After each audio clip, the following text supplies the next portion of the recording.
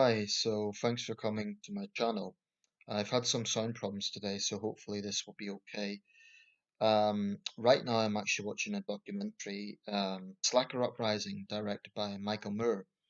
Now, in the mid 2000s, when he was sort of at the peak of his fame, I guess, I was quite a fan of Michael Moore.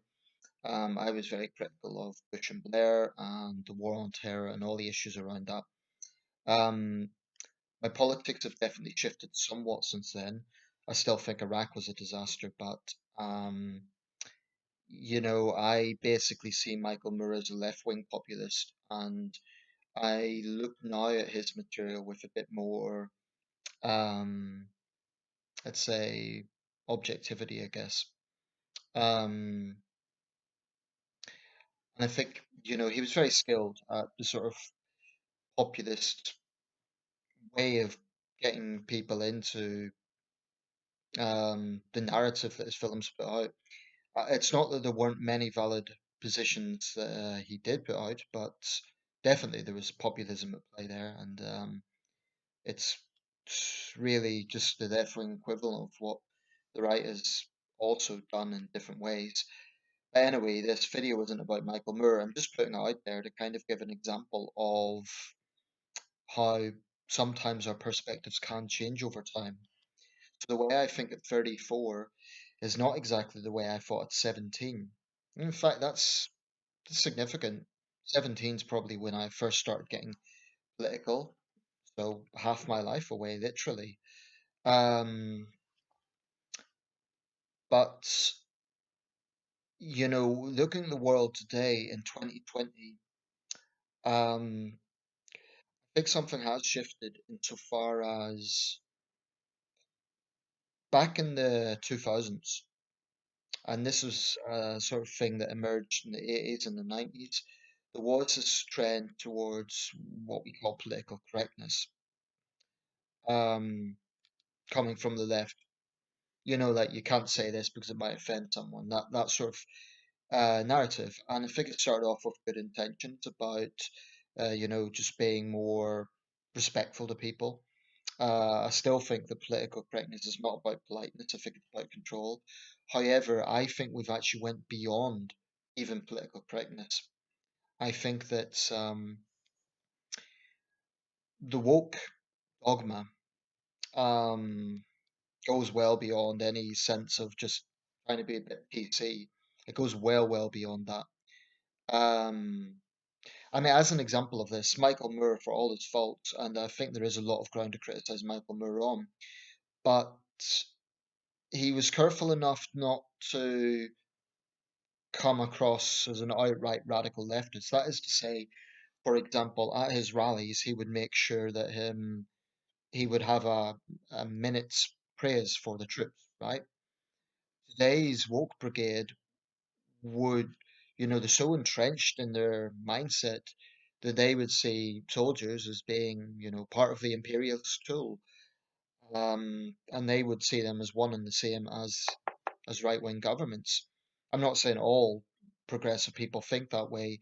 I think even Michael Moore now would almost be seen as too safe, as too um, non-woke. Michael Moore, I honestly think that the woke cult has got so entrenched in its own dogma that they are actually shunning people pretty well to the left. I think of Barack Obama. Now, I'm not saying Obama and Moore are on the same political platform. Obama, I would suggest, is far more to the center. But I remember when Obama basically criticized, he didn't use the term woke, he was criticizing this tendency to just silence other people. And, it was a very reasonable pitch. It sounded like a very level-headed centrist approach. He said, if that's if you're just throwing stones, what are you achieving? And apparently there was some criticism and some backlash against Barack Obama. In fact, today, um, had he come out with those statements as president, it's very likely he would have been almost portrayed as a right winger. Barack Obama is one of the most liberal presidents of modern times, so that's an interesting thing. Um, what I want to talk about, though, is not. so much the existence of the woke, right? And by the way, by using the term woke, it's I think an appropriate term. It's not entirely meant as derogatory. So I'm not saying oh the wokes like let's insult them as woke. It's a term they use themselves. Okay, so you can actually see articles in the likes of the Guardian and the Independent using the term in a positive light, like how to find your woke self, or how to be sure your partner is woke enough. These sort of articles. That's not verbatim, but that is the general idea. So it is interesting that they would, see it as an insult when they use it themselves. That is to say, it's being woke, it's being awakened to justice, to progress.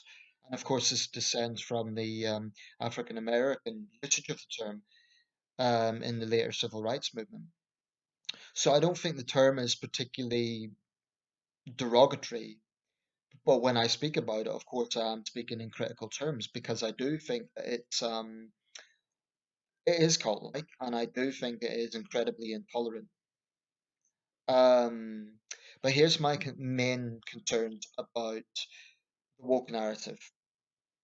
I don't even like to say the progressive narrative because progressive, particularly in the American context, is associated with a particular kind of politics. I kind of resent it because to me, progress as an adjective means to progress forward. It's a good thing. So, the opposite must therefore be a bad thing. So I don't really like the usage of the term progressive in the sense of the way it's used in the American vernacular these days. It, of course, comes from the progressive politics of the Gilded Age, but I think the way it's used today is to sort of say, well, you have to be for X, Y, and Z, and if you're not progressive, then you must be regressive. And of course, it isn't that simple. But my biggest concern about the current situation is actually about accountability. It's not that there are these people who are very dogmatic and intolerant. That's always been an issue. You've always had extremes in political discourse in some form or another, on both the hard right and the hard left. They've always been there. But I do think what we see now is something that's very concerning, which is a lack of accountability. That is to say, there is a failure by mass media to really hold these people to account. So you can have someone like Rennie Eddo-Lodge publishing a book called Why I No Longer Talk to White People About Race, and she's held up as some sort of cultural hero. She's best-selling.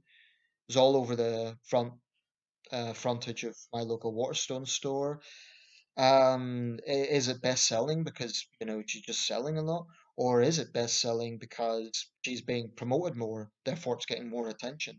I mean, what came first, the chicken or the egg? I think that's a valid question. But someone like that, what I want to know is why are journalists not asking her difficult questions? Like, how do you justify such a provocative title? Don't you worry this will be polarizing white readers? Those sort of questions. I'm not saying to just come in and ambush her and say, oh, you're a race baiter, what a terrible person you are, but just to ask challenging questions. I think the problem here is that, particularly for minority woke people, they've almost got this bubble around them in the sense that if a journalist, especially a white journalist, especially a white male journalist, you know, biggest crime of all, was to ask them some challenging questions, they would be accused of being a bully. They would be accused of, mansplaining. They would be accused of exhibiting the white privilege. So I actually think there is an intellectual timidity to challenge these people. Yet this doesn't add up because if you had anyone else coming out with such inflammatory statements, they would absolutely be challenged, and rightly so. And I would go back to, I don't want to sound too repetitive, but I do think it's valid. David Starkey and Priyamvada Gopal. two academics. One is a prominent historian, the other is a senior lecturer. She's not as famous as Starkey, but senior lecturer, both associated with Cambridge University, right? Both make racially charged statements. Now, both attract controversy, but only one loses their position. Starkey is forced to resign and he has to make a groveling apology, right? Gopal doesn't only get to keep her position, she is defended, she is praised, and she doubles down. She doesn't apologize. She actually entrenches her position. So I think that's significant. I think it's significant. Why? Because one is a white man and the other is an Indian woman. Therefore, the racism from the white man has to be totally denounced. The racism from the Asian woman, oh, she gets away with it because she's a minority. She's never wrong. I honestly think that is a prevailing mindset, and that's what's so dangerous about woke intolerance. And I don't think it's even just about skin color, it's also about the left right paradigm because you get minority people who speak out against the woke narrative and they're denounced. This has happened to Terry Crews, who was told by Don Lemon he didn't understand Black Lives Matter simply because he challenged their lack of consistency. It happened to Esther Kreku, who is a conservative columnist. She's of Ghanaian descent. Um, and she was called some of the most racially charged names she had ever heard from Black Lives Matter activists. And there's other examples. Um, I mean, if you're someone like me, right, you're a white man, you are going to be, no matter what you say, even if you premise dialogue with, I agree with a lot of what you're saying, but you're still going to be dismissed as a white man.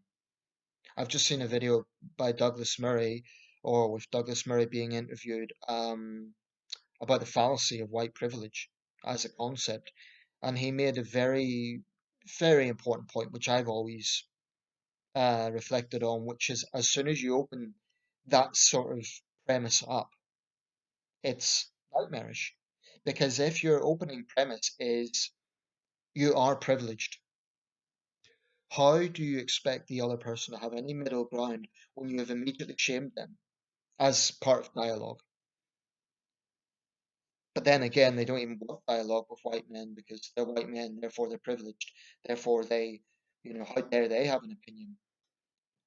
Um, to me, it's incredibly dangerous because as soon as you start assuming someone's privileged, then they're going to get defensive and it just leads to nothing good at all.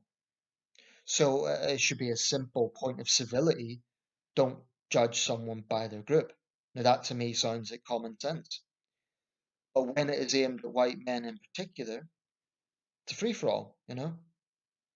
It's okay to shame white men, as we saw with the Lawrence Fox experience. And I would suggest they are probably, and I don't want to sound like a conspiracy theorist here, but I would suggest perhaps that white straight men are the easiest target. Okay, white women to an extent because they're white, but they're women, so they can still use the feminist line. Um, and even a gay man like Douglas Murray, if he wanted to, he could use the gay card, but he doesn't because he's not that sort of identitarian. But straight white men, if you're a straight white man with a quasi-conservative or centrist opinion, I consider myself a centrist. Whatever you say, even if you're agreeing with them, you're going to be wrong. I saw a funny Australian video. It was obviously parody. It was obviously satire. It was obviously exaggerated, but not that far off the mark. It was called Education, right? Cation with a K-A-T-I-O-N. And it was very funny, but it was also kind of to the mark. It showed this young guy, and he was actually of, I think it was Asian descent. He went into this classroom, and the sort of setup was that he had to, they had to pass this like physics exam, And in the end, they you went through all the results, and this guy clearly knew what he was doing. He was clearly good at math and physics, but he had points taken off him because you're a male, you're straight, or you're maybe you're sexually ambiguous, so we'll give you a point for that. And it was all about this tendency for identitarianism to just take over everything. Anyway, if I could find that video again, I'll put a link to it. It's worth watching. It's funny, but it's eerily not too far off the mark with the way, especially things are going in universities these days. But that is my biggest concern about the current situation. It's not that this intolerance exists; it's that it's been given a green light. Yes, there is challenges from people like Douglas Murray and others. I've tried to do my part with these videos, but I still feel it's an uphill struggle because so much of the mass media will not hold these people to account. You're never going to get BBC journalists putting them on the spot and saying, "Don't you think saying that you won't speak to all white people is a bit, insulting?" You'll never hear them saying that. And that troubles me because, these big networks are very, very powerful. And if they're not doing their job and holding people to account, asking the right questions, then of course they're going to keep doing it. They're going to be emboldened. And then anyone that does stand up to them runs the risk of being cancelled or denounced or smeared. I think all we can do is be perseverant, speak the truth, and do not let these woke bullies, and I do consider them bullies because of the way they try to cancel people, because of the way they hound people online. Um, yeah, you just have to stand up to them. If you're a reasonable person, let's say you don't even agree with everything I'm saying, if you at least see some of what I'm saying, then please, please just stand up for reason. Just recognize that these blanket generalizations of demographics, of all men, of all women, of all black people, of all white people, you name it, it's not going to help anyone. Now, to me, that is just logical, but sadly, logic seems to go out the window with this narrative. So that's the bit that concerns me. It's not that the attitude exists, it's that it is not being challenged sufficiently.